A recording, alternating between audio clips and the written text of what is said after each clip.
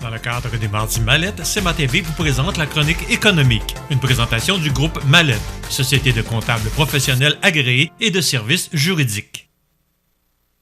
Si vous avez des belles ventes et pas une scène dans le compte de banque, c'est probablement que vous payez du long terme avec du court terme. L'agilité financière, c'est important en période de crise. Parlez-en à votre CPA.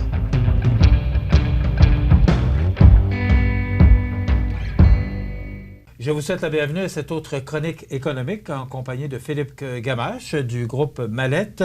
Philippe, bonjour. Bonjour Michel. Philippe, hier, c'était les élections, mais cette chronique-là a été enregistrée jeudi dernier. Donc là, on va parler des promesses politiques financières. Effectivement. Parce qu'il y en a beaucoup.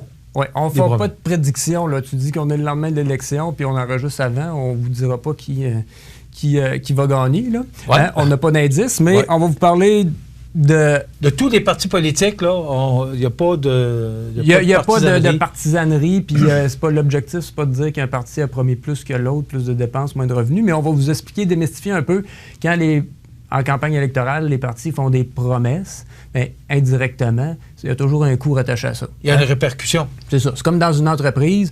Je dis souvent à mes clients ou je donne des cours aux étudiants au cégep, chaque décision dans l'entreprise entraîne des impacts financiers.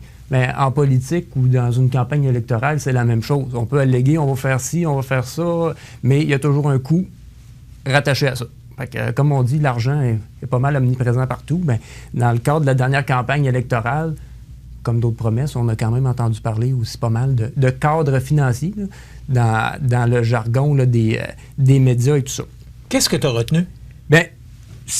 Avant peut-être de penser, de parler là, de ce qui était majoritairement promis ou les grandes tendances des partis politiques par rapport aux promesses, puis l'impact sur les finances publiques, comment ça marche? Les partis là, peuvent-tu alléguer n'importe quel chiffre, n'importe comment, puis que ça soit dans les médias au cours d'une campagne électorale? Il y a quand même une certaine, je ne veux pas dire un décorum, mais quand même une certaine marche à suivre si les différents partis veulent être crédibles quand ils allèguent qu'ils vont baisser ou augmenter les impôts, ou vont donner de l'argent supplémentaire en santé ou peu importe. Il y a quand même un cadre à respecter. Il y a des experts qui analysent pas mal plus en détail. Avant de faire l'annonce, oui. Il y a des experts en arrière qui vont dire... Pas pour toutes les mesures, on s'entend, parce que si on commence à dénombrer, dans mes recherches là, que je faisais, entre autres, là, Radio-Canada a fait une étude avec la chaire de fiscalité et l'Université de Sherbrooke sur les promesses. Là. Ils ont dénombré plusieurs promesses. Là. Des fois, c'est pas aller à 50, 60 promesses. Si on parle juste de, mettons, si on parle des revenus du gouvernement, on parle toujours du gouvernement fédéral, fait que, à un moment donné, on peuvent pas toutes vérifier ça, d'autant plus que la campagne était quand même assez courte. Là, la campagne était, je pense, 36 jours, si ma mémoire est bonne. C'est le minimum que les partis peuvent faire. Fait que, ils ne peuvent pas faire analyser en détail toutes leurs promesses non plus en si peu de temps. Fait au-delà de ça... qu'est-ce que tu as retenu? Il faut se dire, quand il y a déclenchement d'une campagne électorale, on parle du gouvernement du Canada, il y a, depuis 2006, un directeur parlementaire du budget. Ça ne veut pas dire grand-chose à grand monde, mais dans nos impôts, là, à peu près un budget là, au fédéral de 8 millions, qui, lui, ce directeur parlementaire du budget, a une équipe, puis il s'assure que quand les gouvernements font les budgets et tout ça, leurs hypothèses sont bonnes, puis les hypothèses de croissance et tout ça, ça se tient. Un peu, je ne veux pas dire pour enlever la partisanerie, mais un peu pour rendre un aspect neutre, justement. Est-ce qu'il est là juste en temps d'élection? Non, il est toujours là. C'est son mandat. Depuis 2006, c'est nouveau. C'est plus nouveau. Là. Ça fait 15 ans, oui. Lui, son rôle, c'est ça. Mais dans le cadre d'une campagne électorale, la loi dit qu'aussitôt qu'il y a déclenchement d'une campagne électorale, le directeur parlementaire du budget, lui, il faut qu'il fournisse une prévision économique des revenus et des dépenses du gouvernement. On parle toujours du gouvernement fédéral pour le futur. Autrement dit, déclenchement d'une campagne électorale, quand il sait la date d'avance, il peut se préparer 4 mois d'avance, mais comme on a connu, il s'est préparé quand ça a été déclenché. Fait qu'il y avait l'obligation de fournir à tous les partis politiques les revenus du gouvernement à date de tout ce qui s'est décidé dans le passé. Ils vont chiffrer à tel montant, les dépenses à tel autre montant, on va être à déficit pendant combien d'années. Ça fait que ça, il a l'obligation de fournir à tous les partis politiques ce cadre-là. Autrement dit, c'est comme le budget là, du gouvernement. Tu dis, demain matin, tu prends le Canada sous ta gestion, voici les revenus, les dépenses, tu ne changes rien. à quoi ça va ressembler. Maintenant, si tu veux faire des changements, ben là, part de ces chiffres-là. Ça va changer si tu veux, du bas, là. c'est ça. Si tu veux que ton adversaire va partir du même point de départ que toi, mais il n'y aura pas les mêmes idéaux puis les mêmes besoins que toi, mais c'est normal. Fait qu'on se dit que tout le monde part des mêmes chiffres, des mêmes revenus, des mêmes dépenses. Là, après ça, au-delà des idéologies, finalement, puis de tous les programmes, puis les mesures, les lignes de parti, bon, les allégeances de droite, de gauche, de centre, peu importe, ben là, les partis font leurs chiffres. Les partis ont le droit de demander à ce fameux directeur parlementaire du budget-là de dire, nous, là, il y a des mesures qu'on va annoncer en campagne électorale, qu'on veut que vous quantifiez et que vous vérifiez.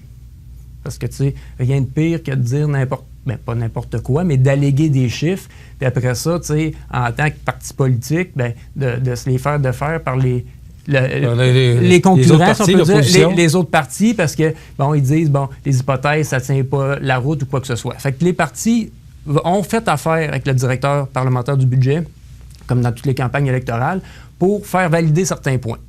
Comme je disais tantôt, c'est sur 40 promesses là, au niveau de l'augmentation ou de la baisse des revenus, bien, c'est pas les 40 promesses qui ont été validées. Les partis font un choix. Un choix qui demande au directeur parlementaire du budget, bien, quantifie-nous ça. Ça fait que si quelqu'un nous attaque, au moins, on pourra dire que ça a été contre-vérifié. Alors ça, c'est la logique. Maintenant, c'est quoi ça... Comment les partis nous ont promis... C'est quoi les grandes lignes pendant la campagne? C'est quoi les grandes lignes, finalement, de la campagne là, qui découlent de tout cet exercice un petit peu théorique que je viens de vous expliquer? Bien, c'est sûr, hein, il y a toujours deux, comme dans un budget familial, on a nos revenus et nos dépenses. Mais si on promet d'augmenter nos revenus, il va falloir travailler ou s'ajuster en conséquence, en tout cas faire des changements. Et même chose pour les dépenses. Si on prévoit augmenter les dépenses de façon importante, bien, il va falloir chercher une deuxième job ou augmenter nos revenus, demander une augmentation de salaire, en tout cas, peu importe. Vous comprenez le principe. Bien, le gouvernement, c'est le même principe. T'sais. Les partis politiques, la majorité, ont prévu que certains revenus allaient augmenter. Et puis, quand on prend la base, plusieurs disent, bien, on va aller chercher plus d'impôts parce qu'on va donner des pouvoirs à l'Agence du revenu du Canada pour faire plus de vérification fiscale, pour aller chercher de l'argent. Ça, c'est une promesse qui donne des moyens au gouvernement pour aller récupérer les sommes. Ça ne veut pas dire augmenter les impôts, mais ça veut dire aller récupérer plus d'argent. Ça veut dire qu'ils vont payer plus de monde pour aller chercher plus d'argent, des gens qui payent peut-être pas. Je ne dis pas que c'est toutes les parties qui promettent ça, mais en gros, là, quand tu regardes ça veut dire qu'il y a une source de revenus supplémentaire, mais ça va coûter quand même plus de personnes. Oui, mais tu sais, le pari, là, c'est d'aller chercher plusieurs milliards, 3, 4, 5, 6 milliards en impôts supplémentaires. Donc, ça ne coûtera pas ça en personnel supplémentaire. L'autre point, puis ce qui est plus sexy, si on peut dire, au niveau de l'électorat, c'est qu'on va augmenter les impôts des entreprises et des grandes entreprises. T'sais, on parle d'augmenter les revenus des grandes entreprises, les revenus des banques et tout ça. Ça, c'est présent dans certaines plateformes politiques, mais le gouvernement, c'est le fun de mentionner ça en campagne électorale, mais quand on vient le temps de l'appliquer sur le terrain, j'écoutais mon collègue Pierre-Yves McSween, là, CPA, là, qui a le même titre professionnel que moi, mais il disait, ça c'est une larme à double tranchant. On a tellement voulu encourager la croissance économique, la croissance des emplois, l'investissement, augmenter l'impôt des entreprises, il y a une ligne qu'à un moment donné, il ne faut pas dépasser pour pas freiner cette croissance-là. Et ce qui ressort de ces promesses-là, oui, ça paraît bien, ça séduit l'électorat, on augmente l'impôt des entreprises, donc c'est pas dans nos poches. Il ne faut pas se cacher, les entreprises qui payent les impôts, ultimement, facturent aux consommateurs, dans le prix de leurs biens ou de leurs services, il y a ça. Tout ça va encore descendre sur le dos des consommateurs. C'est un raisonnement théorique, mais tout ça va descendre quand même dans le dos des consommateurs. Puis, il y a aussi, là, on entend, ça fait quand même, là, depuis le début 2021, l'économie mondialisée. Mais au niveau de l'impôt, il y a quand même une concurrence fiscale. Là. Souvent, au niveau des entreprises, c'est quel pays n'offrira pas un taux d'impôt le moindre possible pour attirer ces fameuses entreprises-là. Bien, c'est une menace. Encore là, on attire-tu des emplois, des entreprises? Si on augmente trop les impôts, vous voyez que la ligne est mince. Quand on dit augmenter l'impôt des banques, est-ce que c'est une bonne chose? Parce qu'on sait le profit des banques, on le connaît. Est-ce qu'on peut aller jouer là? Est-ce qu'il y a un gouvernement qui oserait aller jouer là? Bien, On peut aller jouer partout. Oui, c'est vrai. Des fois, des mesures législatives. Si on prend les banques, eux autres, sont quand même régies par la loi, une loi qui leur est propre. Fait que ce serait peut-être plus facile qu'une entreprise là, multinationale qui a des antennes partout puis plusieurs activités à travers le monde. Les banques canadiennes ont des activités à travers le monde, mais principalement, tu sais, ils ont le gros de leurs affaires au Canada. Fait que je ne veux pas dire que c'est plus facile que d'autres, mais ça séduit aussi l'électorat.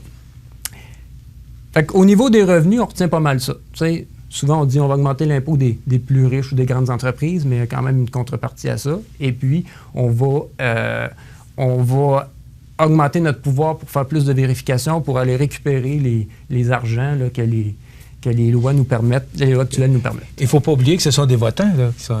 Oui, fait que c'est ça. Plus facile de... Je ne veux pas dire de taper sur le clou des entreprises pour séduire un électorat de particulier, mais il faut quand même faire notre cheminement. À un moment donné, le particulier va finir par payer aussi. Et il va finir par voter aussi. C'est ça.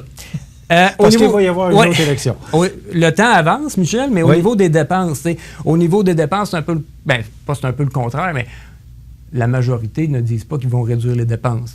Ils vont investir... Majoritairement, la promesse, c'est la santé.